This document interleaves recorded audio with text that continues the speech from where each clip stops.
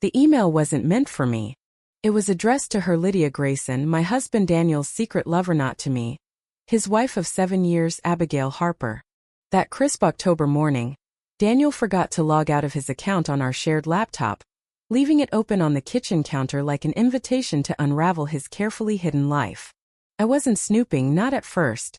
I'd only opened the screen to check the weather for his parents' upcoming 45th anniversary party celebration I'd been meticulously planning for months.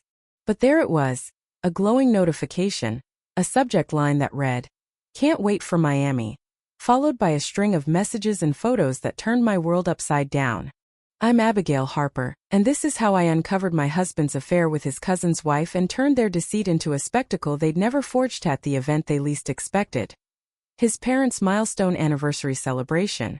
The irony wasn't lost on me as I sat there, surrounded by fabric swatches and catering menus, staring at intimate photos of Daniel and Lydia, his hand on her thigh in a dimly lit hotel bar, her laughing with her head thrown back, a glass of champagne in her hand.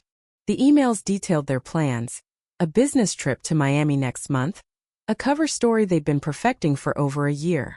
Lydia, married to Daniel's cousin Ethan, had been using family gatherings and corporate meetings as their playground, and I'd been too busy playing the perfect wife and daughter-in-law to notice.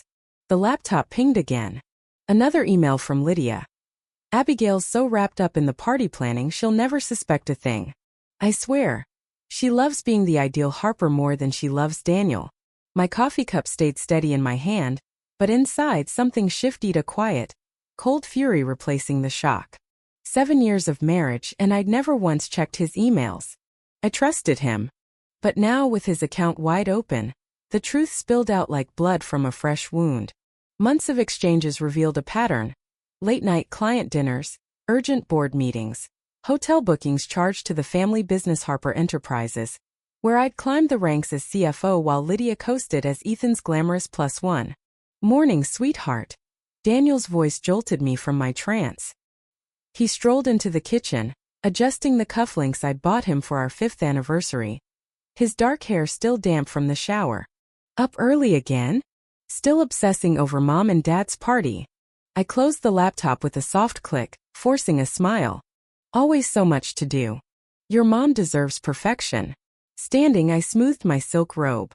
"Oh, by the way, are you still heading to Miami next month for that deal?"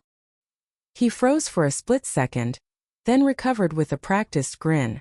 "Yeah, can't miss it. Big opportunity. Lydia's putting together the pitch. Ethan's letting her take the lead on this one." He kissed my cheek, grabbing his coffee. "You're the best, Abby." "I'm sure she's handling it beautifully," I murmured, watching him scroll through his phone, oblivious to the storm brewing behind my calm facade. My own phone buzzed, a text from Claire, Daniel's younger sister and my closest ally in the family. "Coffee later? Need to talk party details." "Perfect timing," I replied.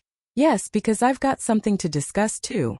While Daniel thought he was orchestrating the perfect affair, I was about to orchestrate something far more devastating. Sometimes revenge isn't a dish served cold, it's a performance delivered in front of everyone you've ever loved, and I had the starring role. The cafe where Claire waited was a cozy hole in the wall, its mismatched furniture and steaming espresso a stark contrast to the chaos in my head. She sat in her usual spot by the window, 2 lattes already on the table, her auburn hair catching the morning light. She looked so much like Daniel, same sharp jawline, same piercing green eyes, but her warmth was genuine, not a mask. "Okay, spill," she said as I slid into the booth, her tone playful until she saw my face. "Abby, what's wrong? And don't say nothing, I've known you too long." I pulled out my phone, showing her the screenshots I'd taken. Daniel's emails to Lydia, hotel receipts, flirty banter about their secret paradise. Claire's manicured hands trembled as she scrolled, her expression darkening with every swipe. "That manipulative little," she whispered, stopping herself. I knew it. I've suspected something off about Lydia for years. The way she's always hovering around Daniel, those business trips she insists on tagging along for. "Does Ethan know?" I asked, sipping my latte to steady myself. "Not yet." She handed back my phone, her eyes blazing. "But he will." "What are you going to do? Confront Daniel? Tell Ethan?" "I've got something better in mind." I leaned forward, lowering my voice. Your parents' anniversary party, everyone will be there. Family, friends, the entire Harper Enterprises board. Daniel and Lydia think they're untouchable, using family events as their cover. Let's make it an event they'll never forget. Claire hesitated, twirling a strand of hair. Abby, this could tear the family apart. They tore it apart the moment they started this, I said, my voice steel. I'm just lighting the fuse. But I need your help. Her eyes narrowed, a spark of mischief igniting. I'm listening. Over the next 2 weeks, I played my part flawlessly. Mornings were spent in the kitchen, preparing Daniel's breakfast while he rambled about work, oblivious to the fact that I was cataloging every lie. Evenings were devoted to party planning, ordering floral arrangements, finalizing the guest list, coordinating with the venue while I secretly gathered evidence. The deeper I dug, the uglier it got. Their affair wasn't just a betrayal of Ethan and me. It was a betrayal of Harper Enterprises itself. Expense reports showed lavish dinners and 5-star hotel stays billed as client entertainment, even when no clients were involved. Lydia had been siphoning funds from the marketing budget, while Daniel rubber-stamped every transaction, using his position as COO to keep it quiet. One detail stood out. A marketing campaign Lydia had pitched last year, earning her a fat bonus and a glowing feature in the company newsletter. I'd always thought it was brilliant until I found the original files on a buried server, submitted by a junior designer named Mia Patel, who'd been abruptly fired a week after the campaign launched. Lydia had stolen it, and Daniel had covered her tracks. My phone buzzed as I sat in my home office, a converted guest room overlooking the city. A text from Daniel. Working late tonight, big meeting with Lydia and the Miami team. Don't wait up. I smiled bitterly, replying, take your time, honey. I'm swamped with party stuff anyway. Let him think I was clueless. Let them both squirm in their false security. Claire met me the next day at Harper Enterprises' sleek downtown headquarters, where I'd spent years building my reputation. We huddled in my corner office, the glass walls offering a view of Daniel's office across the atrium. He was on the phone, feet propped on his desk, that smug grin I used to find charming now making my stomach churn. Look at these, I said, handing Claire a stack of expense reports. They've been billing the company for their little escapades, champagne brunches, spa weekends, even a private jet rental last spring, all under fake client names. Claire's jaw dropped. This isn't just an affair, it's fraud. How did you get these? I'm CFO, remember? Lydia's been too busy flirting with my husband to notice who controls the financials. I pulled up another file. And that campaign she stole from Mia? I found the originals. She didn't even change the font. Holy, Claire breathed, flipping through the documents. Does Dad know? Not yet. But he will, along with everyone else, eat the party. I handed her a USB drive. This has everything. Emails, receipts, photos, Mia's files. I'm adding it to the anniversary slideshow. Claire's eyes widened, then lit up with understanding. The one Mom asked for, with all the family memories? Exactly. They wanted a tribute to loyalty and legacy. I'm giving them one they'll never forget. She turned the USB over in her hands. Ethan's going to lose it. He deserves the truth, I said softly. We all do. The days ticked by, each one a tightrope walk of normalcy and plotting. Daniel grew careless, leaving his phone unlocked one night while he showered. I found texts from Lydia. Miami's booked oceanfront suite, just us. Abby's too busy with roses and table settings to care. My hands didn't shake as I snapped photos of the screen. Instead, I felt a strange calm, a predator sizing up its prey. At the office, I noticed Ethan, tall, quiet, always buried in his spreadsheets, looking more haggard than usual. His desk in the accounting department was across from Lydia's, though hers sat empty most days, her work-from-home excuses piling up. Morning, Abby, he called as I passed, managing a tired smile. Thanks for handling those expense reports. Lydia said you've been a lifesaver. Guilt twisted in my chest, but I kept my tone light. Just doing my job. You okay? You look exhausted. He rubbed his eyes. Yeah, just Lydia's been distant. Late meetings, I guess. She's stressed about the Miami pitch. Has she? I set a coffee on his desk. Here, you need this more than I do. You're the best sister-in-law, he said, sipping gratefully. Don't know what we'd do without you. The irony stung, but it fueled me. Ethan didn't deserve this, not his wife's betrayal, not his cousin's complicity. I hurried to my office, locking the door behind me, and opened an email from HR's Karen Ortiz. She'd flagged concerning patterns in the expense reports, overlapping charges from Daniel and Lydia, luxury bookings that didn't match any client schedules.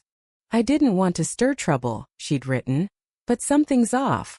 Close the door, I told her when she arrived minutes later, her arms full of files. For an hour, she walked me through every red flag. Duplicate room service orders, spa treatments listed as team building, weekend conferences, at resorts with no record of attendance. You know? She asked, wide-eyed when I nodded. I know everything, I said, handing her my own evidence. Keep this safe. You'll need it soon. The Harper family conference room was a fortress of power floor-to-ceiling windows framing the city, a polished oak table dominating the space. Daniel's father, Victor Harper, sat at the head, his silver hair catching the light, his wife Margaret beside him in a tailored blazer. Daniel and Lydia were there too, seated far apart, their charade of professionalism almost convincing. Ethan glanced up from his phone as I entered, offering a distracted wave. Abigail, good, Victor boomed. We need your financial expertise. Lydia's suggesting some upgrades for the anniversary party. Lydia launched into her pitch-imported champagne, a live jazz band, a customized sculpture, each idea more extravagant than the last. Daniel nodded along while Ethan frowned at the costs. That's a lot of money, he said finally. Maybe we should keep it simple. Money isn't everything, sweetheart, Lydia countered, her tone syrupy. Victor and Margaret deserve the best, right, Daniel? I watched Daniel agree, knowing he'd already faked invoices to fund their Miami getaway. My fingers twitched, itching to expose them, but I held back. Actually, I said, Claire and I have a surprise Planeta multimedia presentation. Photos, video. Oh, how thoughtful. Margaret clasped her hands. Victor, remember those old home movies? I'd love to help curate, Lydia offered, too eager. No need, I smiled. I'll make sure it's revealing. Daniel caught my eye, frowning at my choice of words, but I held his gaze until he looked away. After the meeting, he cornered me in the hall. Hey, about Miami, any updates? Taken care of, I said brightly. I declined the conference invite this morning. Turns out they overbooked the speakers. You what? His face paled. Don't worry, I patted his arm. I'm sure you and Lydia can reschedule your presentations. He stammered, but I walked away, feeling his panic like a heat wave at my back. Lunch with Margaret was at the Lotus Garden, a chic restaurant owned by Victor's old college buddy. She waited at a corner table, 2 martinis already poured, a rare sign of nerves from the unflappable Harper matriarch. Abigail, darling. She embraced me, her perfume sharp and floral. Thanks for squeezing this in. I know you're swamped with the party. I eyed the drinks as we sat. Everything okay?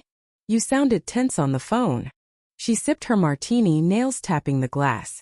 Before I married Victor, I was the company's financial director. Did you know that? People forget, see me as just the wife now. But I built those systems you run. I know, I said, sensing where this was going. You're why I triple-check every ledger. Her eyes locked on mine. Then you've noticed to the odd expenses, the private meetings that don't add up, the tension in the office. My pulse quickened, but I stayed calm. What are you saying, Margaret? I'm saying my son and Lydia think they're clever, sneaking around under our noses. She set her glass down hard. How long have you known? Long enough, I admitted, pulling out a slim folder. See for yourself. For 20 minutes she pored over the evidence, hotel bills, emails, Mia's stolen work, her face hardening with each page. The party, she said finally. That's your plan, isn't it? Yes, unless you think otherwise. No, she closed the folder with a snap. It's perfect. But you'll need backup. The Harpers run this city's business scene, but my family sister Diane owns half the banks, my brother Paul controls the biggest news outlet, and my cousin Leo, well, he's a fixer. Margaret, I didn't mean to drag. They dragged us all in when they started this. She gripped my hand. You're not just Daniel's wife, Abigail. You're the daughter I chose. Keep playing your role, let them think you're distracted. I'll handle the rest. My phone buzzed. Lydia. Need to go over party menu. Lunch tomorrow. Margaret read it upside down, smirking. She's slipping. Nervous. I replied, in a meeting. Ask Daniels on venue duty. Margaret nodded approval. Keep them guessing. My sources say they're scrambling to rebook Miami after your conference stunt. Well played. That night, Margaret's study was a treasure trove of evidence, security footage, archived emails, even phone logs she'd kept for years. I didn't know who to trust, she said, pouring me wine. But when I saw you digging, I knew we'd be a team. Does Victor suspect? I asked, sifting through videos of Daniel and Lydia at last year's gala. Whispering on the balcony. He sees what he wants: Lydia as the golden girl, Daniel as his heir. Her laugh was sharp. He'll see the truth soon enough. My phone buzzed. Daniel. Dinner plans. Next to it, Claire texting about the slideshow. Go home, Margaret advised. Keep up appearances. I'll have everything ready by tomorrow. Driving back, I pictured Ethan's tired face, Margaret's quiet fury, all the lives Daniel and Lydia had toyed with. At home, a note waited. Working late, it didn't wait up. I poured wine, opened my laptop, and began weaving Margaret's files into the presentation. Another buzz. Lydia. About Miami, can we talk privately? Of course, I replied. We're family. Let her sweat. 3 days before the party, I walked into the morning meeting at Harper Enterprises, the air thick with routine. Daniel and Lydia sat apart, their act polished but fraying at the edges. Ethan looked drained, while Victor and Margaret radiated authority. Before we start, Margaret announced, we've uncovered some irregularities. She nodded to me. I slid folders across the table. As CFO, I found evidence of fraud, falsified meetings, inflated expenses, personal use of company funds. Lydia's face blanched as she opened hers. Daniel nearly spilled his coffee, grabbing his. This is absurd. She stood, chair scraping. These allegations are documented, Margaret cut in. Every hotel, every fake meeting, every cent you spent on your trysts. Shall we show the receipts? Mom, this isn't. Daniel began. Sit down, Victor snapped. Both of you. I clicked the presentation screen on a timeline of their deceit. Hotel bookings, canceled conferences, email chains. Rachel. Abigail, Daniel corrected, reaching for me. Honey, let me explain. Don't touch me, I said, ice in my voice. We have everything. Effective immediately, Victor declared. Lydia is suspended pending investigation. Daniel, you're under board supervision. You can't. Lydia shrieked. Security, Margaret called, and they appeared, escorting them out as the room buzzed with shock. The anniversary party dawned with chaos, Daniel and Lydia's desperate moves escalating. Legal threats arrived, but Margaret's brother Paul dismantled them with counter-evidence.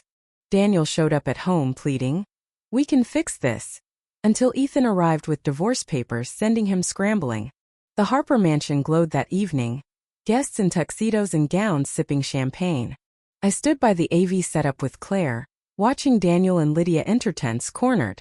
FBI's here, Margaret whispered, pointing to 2 agents blending with the crowd. Victor took the stage. 45 years of partnership, Daniel interrupted. Dad, wait. Yes, there is, Margaret said, signaling Claire. The lights dimmed, and the slideshow began, family photos morphing into damning evidence. Hotel footage, stolen work, victim testimonies. Gasps filled the room as FBI agents moved in, cuffing Daniel and Lydia mid-chaos. This isn't over. Lydia screamed as they were led away. It is for you, I said, showing her an email to the FBI about her offshore accounts. A year later, Harper Enterprises thrived, rebuilt, transparent, a beacon of reform. Daniel and Lydia sat in prison, their appeals failing, their lies exposed.